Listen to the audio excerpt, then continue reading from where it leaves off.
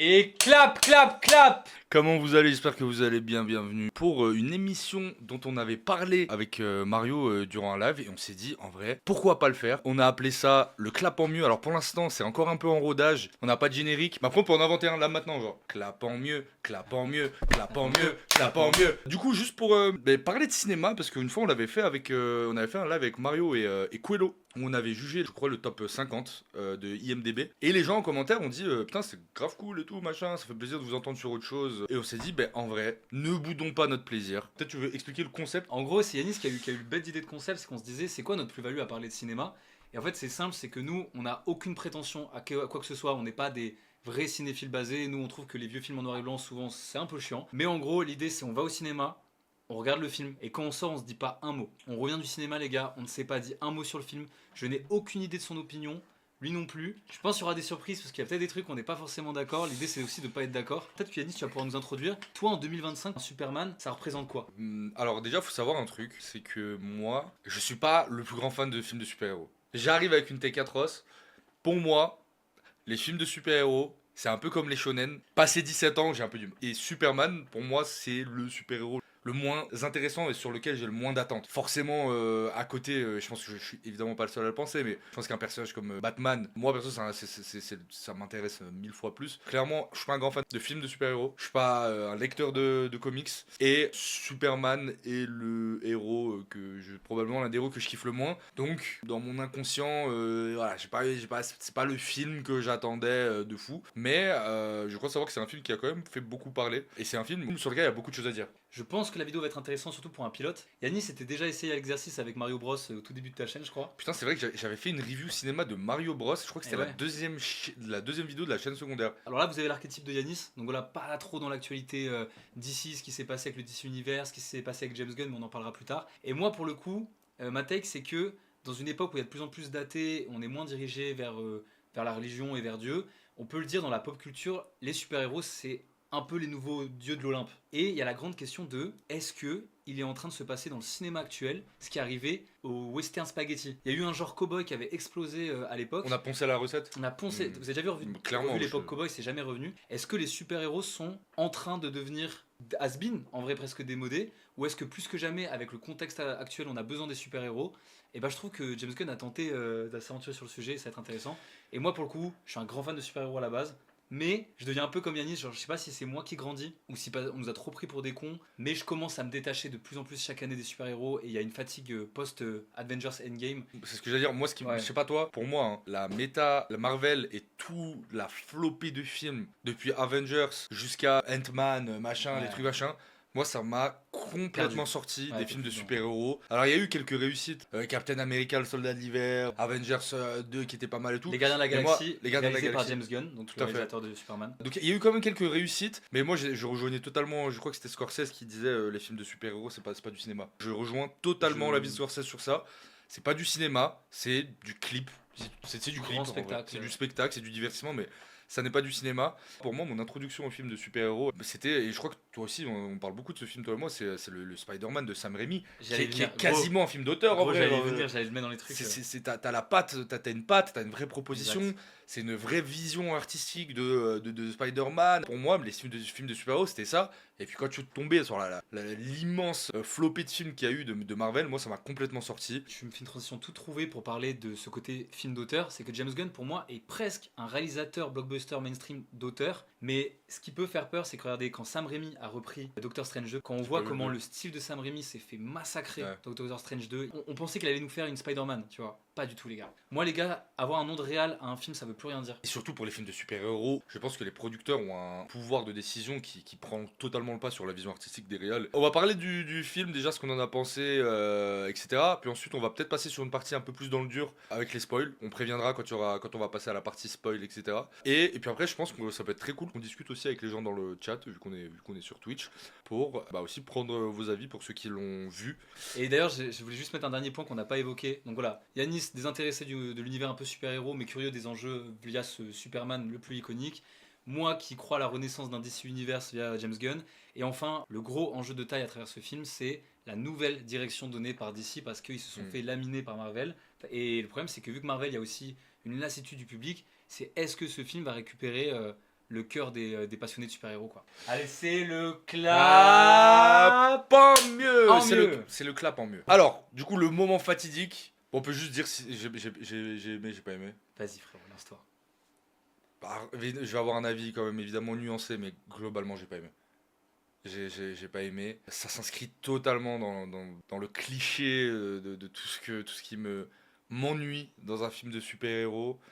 Tu veux mon avis sur le film? Vas-y. J'ai envie de l'aimer. Genre, j'ai vraiment envie de l'aimer, les refs. Mais au début, je me suis trouvé de mauvaise foi. J'arrêtais pas d'essayer de lui trouver des qualités. J'ai envie que ce film marche, j'ai envie que ça soit une réussite. Sur le papier, c'est très intéressant de skipper l'origin story. Très dommage. Moi, j'aurais adoré. Toi, t'es plus attaché à ça, ouais? Ouais, mais alors, petit détail que je n'ai pas dit tout à l'heure quand j'ai parlé de Superman, j'ai oublié de préciser un truc, c'est que je fais partie de la génération qui a été biberonnée déjà au dessin animé Superman et Smallville, qui, je pense, n'est pas une si bonne série que ça avec le recul, mais qui a quand même l'avantage d'aller extrêmement profond dans le lore et dans la genèse Ah ouais. de Superman, dans sa vie de Clark Kent, mais en plus adolescent, dans une ambiance collège, teenager, machin et tout, université. Joué par Tom Welling, qui dans ma tête est le Clark Kent originel parce que j'ai grandi avec ça, etc. Donc oui, t'as totalement raison. Moi, c'est un truc auquel je suis très attaché. Et moi, j'aurais aimé, comme à chaque fois qu'on a un Batman, où en fait, il y a une réinterprétation aussi de la genèse du super-héros, tu vois. En fait, moi, si je peux être honnête, je pense qu'il a raison. On n'a pas besoin de faire une énième itération de on le sait, il est arrivé par Krypton, on est au courant de tout ça. Mais moi, ce que je pensais que le film allait faire et que j'aurais trouvé génial, parce que faut le dire, le film a quand même des qualités. En vrai, il tente plein de choses. C'est le seul truc que je peux lui tirer mon chapeau. Mais je pensais qu'ils allaient faire une Megamind. Dans Megamind, c'est clairement une parodie de Superman et de Lex Luthor. C'est expédié en 3 minutes. Il fait je ne suis pas né dans un foyer tranquille. Elle a fait ma famille, non, explosé. Tu sais, le bébé il se fait mettre, ça part, la planète elle explose. Je pensais que ça allait être ça. Les gens disaient, venez, on vous spoil sur ça. Ça commence par du texte. Merci. Oh oui. Ah, mais oui. Tu sais ce que je me suis dit hier? Hier, sachez que j'ai regardé Hercule de Disney, qui est pour moi mon Disney préféré. On peut trouver des défauts à ce film, etc. Mais il y a un truc qu'on peut pas enlever à ce film. Ils sont partis d'un concept. Ils ont dit on va prendre une tragédie grecque. Que tout le monde connaît en plus. Le problème qui s'est posé à l'époque pour Disney, c'est que dans la mythologie grecque, tout le monde baise avec tout le monde. Et Disney, ils ont pas le droit. Donc ils ont dû réinterpréter le mythe d'Hercule, Oui. de Zeus et tout machin. Et hier, je regardais, vraiment, j'adore le début de Hercule. Et en fait, je me dis, ils auraient pu arriver en mode. Il était une fois dans la Grèce antique, Zeus, le dieu machin, qui avait un fils qui s'appelait Hercule patati. Mec, ils ont pris. Il y a 4 meufs qui sont les muses et qui te font du gospel pur. C'est le gospel pur. Et je me dis, putain, l'idée est folle. On te met le truc du début, L'exposition, l'exposition, avec 4 meufs qui ont une voix extraordinaire et tout machin. Et il y a de l'idée. Là, il y a de la neige et il y a 3000 ans, un machin. Il y a 2000 ans, nanani. Il y a 2 mois, il y a 3 heures. Alors l'effet de style est horrible. L'intro, je vous le dis, il aurait pris un enfant qui joue avec des jouets pour expliquer ce Superman, ce qui s'est passé, ça aurait été plus pertinent, les gars. Le seul truc que je peux tirer mon chapeau, je me dis c'est cool, c'est d'inclure que on est dans un monde où les méta-humains existent, et donc voir un kaiju détruire toute une ville, pour les habitants, c'est le béaba. Cette exposition, elle m'a fait un effet Spider-Man Homecoming, j'ai pas réussi à m'accrocher à ce Superman, plus que ça. J'ai essayé, il y a des points qui fonctionnent, genre la relation Lois Lane-Superman, je trouve qu'elle est cool, je la préfère à Man of Steel. Ah oui, parce que là, tout l'enjeu du film, c'est quoi? C'est de passer derrière Man of Steel qui a voulu être très sérieux et tout. Et donc James Gunn a voulu, je pense, créer son Superman un peu plus attachant, un peu plus loser. Et je crois que c'est là que j'ai un gros problème avec le film. Les gars, Superman qui est surpuissant dans ce film, c'est un gros spoil si je dis qu'il se fait laver le cul, les gars. Déjà, je vais vous dire plusieurs trucs. Clark Kent, on le voit qu'une seule fois, les gars. Ça, je sais pas si ça t'a pas surpris. Pas de dualité. Et ce Superman se fait laver le cul. C'est trop étrange. Et d'ailleurs, je vais le dire, il y a plein de moments où le film du coup met en place un univers avec ses règles, ses super-héros, ses pouvoirs. Et désolé, j'insiste avec ça à chaque fois que je critique un film, mais la suspension d'incrédulité, tout le long, je me suis dit, il y a 2 options. Soit je suis aigri et j'ai grandi, soit c'est mal écrit, je n'y crois pas. Et ce Superman, j'ai envie de l'aimer, mais oh là là, c'est dur, les gars. Il y a des gros problèmes d'écriture. Ah On dirait ouais. même qu'il y a des trous à des moments. Je comprends pas. Tout à l'heure, tu posais aussi la question de l'enjeu, de encore une fois tenter quelque chose qui pourrait concurrencer Marvel. Pendant longtemps, les premiers DC Comics, l'enjeu c'était l'humour. Moi, je trouve que le film est pas drôle. Moi, désolé, hein, tu me fais une scène d'exposition de Superman, je veux voir un truc de waouh, tu vois. Putain, wow, Et là, merci. c'est quoi? C'est Superman qui a son chien, il fait arrête et tout, machin, nanani. Eh gros, t'as mis le doigt sur un truc. Je vous jure, j'ai quasiment pas eu de frisson de tout le film, Ouais. aucun. Et je vous jure les gars, il y a qu'un moment où il y a un plan iconique de Superman, pardon. C'est une scène sur un pont qui s'effondre, il y a un volet de fumée et il s'élève dans le ciel comme ça. Et j'étais en mode, voilà, c'est stylé. Ça dure 2 secondes. 2 secondes et il y a un cut et on revient sur lui plus une blague. Et j'étais en mode pourquoi. Par contre je remercie James Gunn, il y a aucun moment où on se fout de la gueule du concept de base, à part 2-3 moments Oui. peut-être, mais tu sais ils aiment trop faire des trucs en mode un homme avec un slip rouge, Ouais. ils le font pas. À part un moment où ils sont en mode je viens de voir un chien qui vole avec un mec mutant à tête, et t'es en mode c'est le cahier des charges, mais ils l'ont pas trop fait donc ça je remercie. Green Vas-y. Lantern est marrant. Green Lantern est marrant. C'est le seul personnage qui m'a un peu C'est fait. auquel je crois à son personnage. Maintenant, un autre gros, un gros beau point du film, enfin le retour des civils. Et même un civil, je dirais pas quoi, on en parlera en partie spoil, qui a un rôle important dans ce que le héros va avoir comme dilemme intérieur. Mais putain les gars, j'ai pas eu de frisson dans le film quoi. Ouais. On va pouvoir attaquer un gros paradoxe du film avec le côté nerfé, c'est que ça mélange tellement d'histoires de Superman qu'il a énormément d'avance comme un Superman qui serait vétéran dans ce qu'il est. Et putain, on dirait qu'il a commencé à être super-héros cette année quoi. Ouais. Moi je trouve que le film souffre de gros problèmes d'écriture. Y a pas le côté waouh. Superman, autant c'est peut-être pas mon super-héros préféré, autant je trouve que c'est quand même un personnage cinématographiquement où tu peux vite faire un côté waouh, impressionnant, sans faire un truc genre boum, le truc explose, mais tu sais, un truc stylé, genre en mode c'est Superman, genre, tu sais pourquoi il est là. Et oui, d'un côté, il n'y a pas le côté double vie Clark Kent Superman, puisque les seuls moments où on voit Clark Kent, c'est vite fait une scène au travail, et puis après, c'est surtout son rapport à Lois. Mais là, je vois aussi la scène des civils, et un gros point qui m'a dérangé, pareil, les civils sont à un niveau de simsitude, c'est des Sims. Moi, j'ai pour entrer sur un gros point, les effets spéciaux. Moi, j'ai trouvé ça moche. J'ai deux problèmes avec le film. Beau. Les effets spéciaux et l'étalonnage. Je sais pas ce qui s'est passé avec l'étalo, je trouve que c'est pas bien. Genre, c'est bleuté. Putain, genre, t'as pas trouvé que les robots, ils étaient cheap et que t'y croyais pas? La forteresse, j'y crois pas. Flash. C'est le même chef hop que The Flash. Putain, merci, mais je voulais le dire, et bah ça m'a fait quand même des relents de The Flash. C'est pas beau, les gars. La lumière, c'est bizarre. On peut en parler, Crypto le chien, il fait fake. Mais il est fake. Ah, mais je ne crois pas à ce chien. Oui. Je n'y crois jamais, les gars. Comment il a pu faire les Gardiens de la Galaxie 3 avec un Rocket Raccoon qui m'a fait avoir plus de larmes que la mort d'un personnage chez Marvel? Et là, les gars, Crypto. Moi, les Gardiens de la Galaxie, c'est peut-être une de mes trilogies de super-héros préférées. Là, les gars, le chien. Oh là là. Il est là pour vendre des peluches, les gars. Moi, je peux le dire aussi, je sais pas ce que t'en penses, mais je trouve le film, il est cheap. Mais bien sûr, Je le trouve film, ça cheap. le film est C'est cheap. cheesy de ouf, les gars. Mais pareil, dans les autres bons points que je peux lui tirer, c'est le costume est réel. Voilà, c'est pas un costume en CGI, ça se ressent. Alors, avant de passer à la partie spoil, moi j'aimerais parler d'un truc, et ce qui va m'amener aussi sur un des seuls très bons points que je vais accorder au film. C'est sur la partie, c'est sur le casting et la partie acteur. Pour être honnête, rien de dingue, sauf Nicolas Hoult. Lex Luthor. Lex Luthor, ouais. Il est brillantissime. Je trouve que c'est le seul bon acteur, vrai bon acteur du film. Il donne des frissons. Il a l'air d'avoir saisi le personnage de Lex Luthor, qui est un gouffre d'ego quand même en termes de méchant, et qui le joue extrêmement bien. Le truc, c'est qu'il m'a donné l'impression de voir le Lex Luthor des cartoons, mais c'est un très bon compliment. C'est pas du tout en mode c'est qui ou quoi, c'est que j'avais l'impression de voir le vrai personnage quoi. Maintenant, moi juste avant qu'on passe sur la partie spoil, j'ai un dernier point. Ce film souffre du syndrome Spider-Man 3. Trop de personnages, trop d'intrigues, il a voulu trop en mettre. Les gars, on va parler en partie spoil du climax final. J'ai rarement vu un truc aussi bordélique depuis Pirates des Caraïbes 5. Surtout à la fin. À la fin, je comprends pas.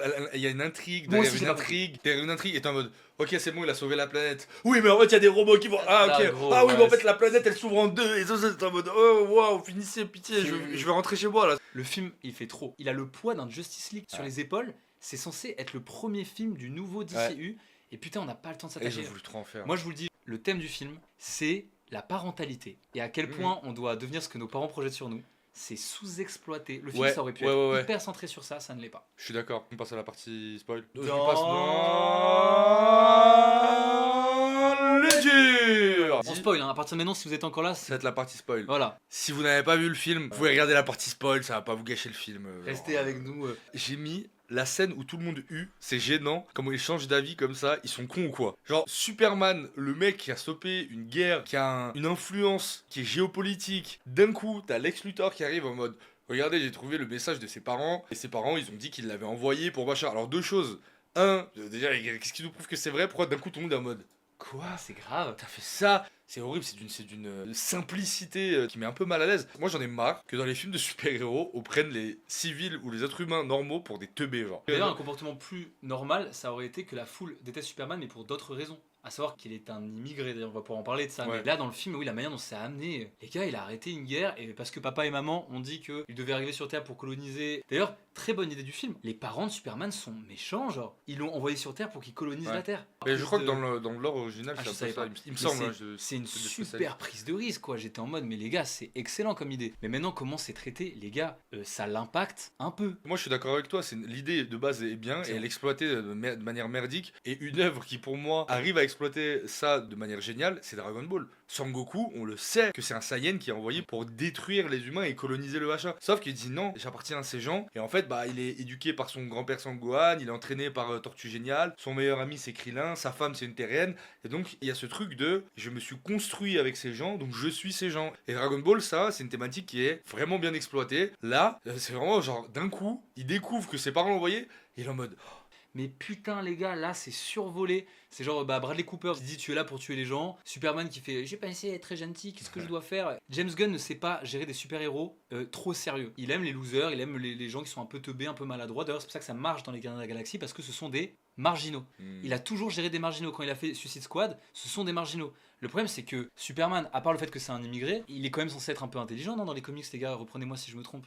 On peut parler d'un autre truc aussi, c'est que j'ai l'impression que le film il est fauché. Les gars, il y a 5 lieux. Tu sais, ce genre Ouais, de c'est film vrai. où les gens qui sont dans la politique sont toujours dans le même bureau tout le long Ouais. du film. La plage de Lex Luthor, il y a une plage. On y va 4 ou 5 fois. Le trou de verre, c'est 4-5 endroits précis. Le lieu où il y a la fameuse guerre là, c'est un lieu. Tu sens pas que c'est désolé, la guerre en question, c'est un terrain vague entre deux quartiers malfamés. Mais le moment de la guerre, les gars, mais c'est la guerre la moins létale qui existe. Personne ne meurt dans cette guerre. Il y a pas de mort. Hein. Si vous voyez bien, il y a personne au sol. Il y a des civils qui viennent face à une armée qui font non, non. Des enfants qui se mettent devant les militaires avec un drapeau et qui font Superman. Et là, tous les civils, Superman. Vous savez, le mec, on a appris que c'était un alien et que ses parents ils voulaient qu'on détruise la Terre ou je sais pas quoi ou la servir. Il y a même des moments, alors il y a des moments où je trouve que l'écriture est tellement mal faite que le réal t'envoie des messages. Genre, il y a un moment donné, quand l'ingénieur il hack l'ordinateur de Superman dans sa Superman cave, il y a Lex Luthor qui lui dit un truc et puis elle dit oui, mais c'est pour ça. Je vais c'est sacrifier exactement mon que- humanité. Et c'est juste en mode t'es au courant que tu parles au mec Qui t'a qui créé, est au courant, genre. Ça fait des années. Du coup, t'es en train de me parler à moi là, ça me gêne. À deux doigts de regarder la caméra. Ah oui, putain, on va pouvoir parler d'un autre truc, mec. Merci pour la transition. Il a créé l'ingénieur pour tuer Superman. Il y a un twist, les gars, de fin, je vous jure. Là, j'étais déçu. Le plan de Lex Luthor d'avoir créé ce conflit mondial, je vous jure que c'est vrai. Ce conflit a pour seul but de pouvoir avoir l'autorisation aux yeux de l'État de tuer Superman. C'est la seule raison. Ouais. Lex Luthor le dit. C'est alambiqué. J'ai créé cette guerre fictive. Pas pour créer les Luthor Europia, je sais pas quoi pays, non, c'est pour te tuer, mec. Il peut le faire depuis le début, les gars. C'est la scène dans la. Je crois qu'on a pensé pareil à ce moment-là parce que je t'ai entendu souffler, j'étais en mode on est d'accord. Lex Luthor a une prison de poche, dans une dimension de poche. C'est ça, j'allais dire, est-ce qu'on peut parler de cette prison Ils m'ont cassé les couilles avec ça. Et dedans, il met un mec, c'est Elementaire Man, un mec qui peut changer, il se transforme en Pause, kryptonite. souviens-toi ce que tu vas dire. Ouais. Y a pas un truc qui t'a sauté aux yeux avec ce personnage? Pourquoi il a besoin d'avoir pris l'enfant bébé alien de Elementaire Man pour utiliser Elementaire Man dans la boîte qui est en fait un homme élémentaire qui a la capacité d'utiliser tous les éléments, y compris la kryptonite, pour mettre à mal Superman alors qu'il aurait juste pu prendre un bloc de kryptonite et le poser? Pourquoi tu fais pas transformer la main d'Elementar Man en kryptonite et tu lui coupes le bras et tu gardes la Ouais, kryptonite? j'avoue. C'est pareil. Je peux parler d'une scène que je trouve complètement con. Il lâche le kaiju dans la nature. Il y a une scène lunaire où il fait sa taille maximale. Il écrase un truc. La caméra dézoome. Tous les bâtiments sont intacts autour de lui. Comment il est venu? Ouais. Il est téléporté. Le kaiju est téléporté dans la Ouais. ville. Moi, les CGI dans le film, les gars, la forteresse de solitude, elle fait fake, je trouve. Les robots font fake. Le robot Lex Luthor, il fait fake. La tour Lex Luthor, je vous jure. Attendez, je peux vous montrer un truc. Je sais pas si tu y as pensé, mec. Je vais vous montrer une tour du niveau des effets spéciaux de la tour de Lex Luthor. Ayez la vision, les amis, je vous en supplie. Gros, je vous jure que c'est de ce niveau d'effets spéciaux. La tour Corp, elle ressemble à ça, les gars. Ah, mais ouais, c'est vrai. Ça, c'est la tour de Lex Luthor, les gars. Elle ressemble vraiment à un truc de ce niveau de CGI pour moi. Oui, c'est vrai. Elle fait fake. Les gars, quand on a été habitué à voir la tour des Avengers avec Tony Stark, je refuse de croire qu'en 2025, on nous ponde une tour qui fasse aussi fake. Après voilà, il y a toujours aussi pareil les mécaniques de films de super-héros qui font chier, genre il y a une meuf qui arrive pas à démarrer la voiture, il y a l'immeuble qui va lui tomber dessus. Évidemment qu'il y a Superman qui va arriver, genre ça me donne pas les frissons, ça me... Alors qu'ils ont fait la même scène que je trouve grave plus pertinente. À un moment, ils sauvent un écureuil. En fait, la Justice Gang se bat et fait des dommages et risque de blesser des civils. Il est le seul qui en a quelque chose à carrer. Cette scène est géniale. Et il sauve sauve un écureuil. Alors oui, c'est drôle, mais en fait, c'est génial, c'est qu'il a tellement une âme de boy scout, il Mm. veut tellement bien faire, même l'écureuil, il mérite d'avoir sa petite vie, quoi. Moi, j'ai trouvé ça cool. J'ai trouvé ça pas bête, ouais. Et les talos, les gars, j'ai vraiment du mal. Hein. Je sais pas si t'as eu ce frisson d'espoir aussi. Quand on arrive dans la part de Lois Lane, il est pas miteux, mais il est pas non plus méga bourge. Tu sais, elle claque la porte, elle ferme. La part, il faisait réel, j'ai trouvé. Tu sais, il y avait un côté Spider-Man 2, quand il paye son loyer, il ferme. Ça j'aimais bien. J'ai aimé cet aspect-là, je on va dans un délire Spider-Man, et en fait, pas tant. Zou, pourquoi elle entend quelqu'un chez elle et au lieu de juste claquer la porte, Elle sortir prend une et batte. appeler la police, je sais pas, ou appeler son mec qui est par hasard l'homme le plus fort de la Superman. terre, elle prend une batte de baseball. J'ai un autre problème aussi, la musique du film. Les seuls moments où la musique elle brille, c'est quand ils reprennent le thème qui existait déjà. Du Ouais. coup, rien m'a marqué dans le film, genre, niveau musique. Pourtant, on a vu dans les crédits qu'ils ont utilisé des vrais violons, ils ont essayé quoi. Ah ouais, un autre truc, c'est ouais, trop d'éléments, voilà, le climax final. Les gars, il y a un nom C'est brouillon. d'éléments. Superman a un clone. Ce clone, c'est Bizarro. C'est genre Superman en débile un peu, qui est aussi fort que lui. Parce que Lex Luthor, de manière hyper obscure, a récupéré son ADN sur un combat qu'on n'a pas vu. Trop bizarre à accepter. Le portail de poche a dégénéré, je n'ai même pas compris quand. J'ai pas capté. J'ai juste compris que le monde s'ouvrait en deux. Enjeu de fou. Pendant ce temps, il y a le pays qui se fait, voilà, il y a la Palestine qui se fait envahir par Israël, voilà, c'est ce qui se passe. Hein. En gros, il y a ça. À côté de ça, il y a des civils en danger. La ville est évacuée en un temps record, les gars, vous avez jamais vu ça. Il n'y a pas un civil blessé. La terre se fait ouvrir en deux, il n'y a pas un civil blessé. Il n'y a pas de mort. Moi, pardon, hein, j'espérais qu'il meure le chien. Ah, j'en peux Tu plus. C'est que la scène où il envoie des nanorobots, je me suis dit pitié, mais tuer Crypto le Klebs quoi. Non mais j'ai eu espoir, je me suis dit peut-être qu'ils vont se dire ah vu que si on tue un chien ça va créer de l'émoi, j'étais en mode oui s'il vous plaît tuez-le, j'en peux plus de ce chien de merde, il est pas marrant, il est chiant, il comprend rien, il répond même pas quand on aux ordres, il a pas l'air très intelligent, il a juste l'air fort. À quoi il sert le chien les gars? Moi pour moi le chien c'est un mauvais comic relief. Et les gars, je vous le dis, le climax de fin, il y a tellement de trucs gros. Le combat de Superman contre l'ingénieur et Ultraman. Il est caca. Ils ont refait Iron Man, la scène de 2009 où il va dans l'espace pour se geler Ouais. et se libérer, en moins bien. J'ai rien compris. La nanotech. C'est ce que je pensais qu'il allait faire. Moi, je pensais qu'il allait aller dans le soleil et se faire brûler les nanorobots dans le soleil. Ça aurait été énorme comme ça. Ça aurait été stylé, ouais. Non. Et là, bon, c'est peut-être le gros spoil du film, c'est ce fameux marteau de Varsovie, je sais pas quoi, ouais. qui lui met des roustes tout le long du film parce que Lex Luthor prédit ses mouvements. Alors même ça, pardon, hein, c'est peut-être moi qui suis con. Au début du film, on t'apprend que Superman, pour la première fois, a été terrassé par un mec qui est plus fort que lui, qui est donc ce type-là, dont on ne connaît pas l'identité, qui est masqué, et qui est contrôlé à distance par communication par Lex Luthor qui dit A6, AB, A7. Et je comprends qu'en fait, il prédit les mouvements de Superman. Je comprends pas, c'est quoi A6, A7? C'est des carrés dans l'espace-temps? C'est des moves d'attaque. Plus de 1500 apparemment. Là. Et genre, il les connaît par cœur parce que c'est l'homme le plus intelligent du monde. Lex? Bon, et maintenant je vais venir à une scène qui m'a vraiment fait rire. Et là, je me suis même dit, ok, là c'est vraiment nul. C'est Lex Luthor balance le cerveau avant les muscles, avant de balancer Bizarro de manière A6, A7. Et à un moment, Superman se fait latter les couilles par Bizarro. Il se fait défoncer les yeux au laser, il est par terre. On est au climax du film, il va mourir. Et là, il sourit, il fait. C'est quoi sourire en coin, il dit Lex Luthor. Et Superman, il fait le cerveau avant les muscles. Et là, il siffle pendant genre 2 minutes. Ouais. Bizarro ne l'empêche pas de siffler. On sait depuis le début du film que quand il siffle, c'est que Crypto va arriver. Lex Luthor le sait, il a analysé Superman pendant 3 ans. Crypto arrive, il fonce dans Bizarro. Après, il lui dit bon chien. Bizarro se redresse. Et là, il lui dit c'est grâce à ça que vous contrôlez le Bizarro, là, les espèces de petits drones. Superman a une vision laser, hein. Il peut les détruire quand il veut. Et là, il fait Crypto, vas-y. Et je suis en mode putain, il fallait que le film rende ce chien utile. C'est la seule scène où ça pouvait être utile. Parce qu'il sert à rien. Et c'est amené par le fait qu'en fait, il casse les couilles à Mister Terrific en lui bouffant ces petites balles Oui. là qui coûtent cher, etc. Et donc, après, ça prépare le terrain à en fait, comme c'est un chien, Ça il aime cru, bien toi chercher. Non, mais moi, quand je l'ai vu sourire, je me suis dit ah, ok, il va sortir sa botte secrète de super-héros. Et non, il va juste siffler, appeler son chien avec son chien. Mais en quoi le cerveau avant les muscles surtout? Il y a quoi de cerveau à siffler son dogs? Ah oui putain les gars, il y a une sous-intrigue avec les mecs du Daily Planet qui ne sert à rien. Prends le Je sais pas vaisseau, qui ils écrivent un article dans le vaisseau.